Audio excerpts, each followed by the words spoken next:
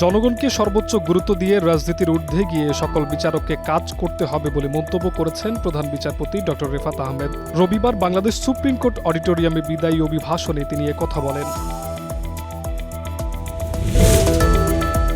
পলাতক শেখ হাসিনা ভারতে অবস্থান করে উস্কানিমূলক বক্তব্য প্রদান ও জাতীয় নির্বাচন বানচালের অপচেষ্টা করছে বলে উদ্বেগ প্রকাশ করেছে পররাষ্ট্র মন্ত্রণালয়। এই পরিস্থিতিতে নিযুক্ত ভারতীয় হাইকমিশনার প্রণয় বর্মাকে তলব করেছে সরকার।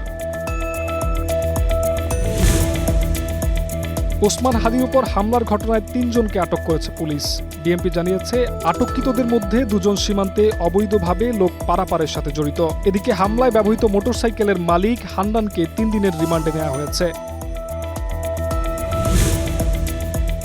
রাজধানীর এবার কেয়ার হাসপাতালে চিকিৎসাধীন শরীফ ওসমান হাদির শারীরিক অবস্থা আশঙ্কাজনক। মেডিকেল বোর্ড সিদ্ধান্ত দিলে বিদেশে নেয়ার বিষয়টি পরিবার চূড়ান্ত করবে বলে জানিয়েছেন ঢাকা মেডিকেল কলেজ হাসপাতালের নিউরোসার্জন ডাক্তার মোহাম্মদ আব্দুল আহাদ।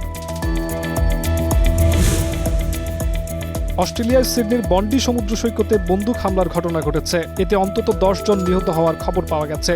সিডনি জুড়ে থমথমে অবস্থা বিরাজ করছে। জনমনে আতঙ্ক ছড়িয়ে পড়েছে, তবে প্রবাসী বাংলাদেশিরা নিরাপদে আছেন। অনূর্ধ্ব 19 এশিয়া কাপের হাই ভোল্টেজ ম্যাচে পাকিস্তানকে 90 রানে হারিয়েছে ভারত। টস হেরে ব্যাটিংয়ে আমন্ত্রিত ভারত। পাকিস্তানের পক্ষে মোহাম্মদ সায়েব ও আব্দুল সোবহান 3টি করে উইকেট নেন। শেষ পর্যন্ত 150 রানে গুটিয়ে যায় পাকিস্তান।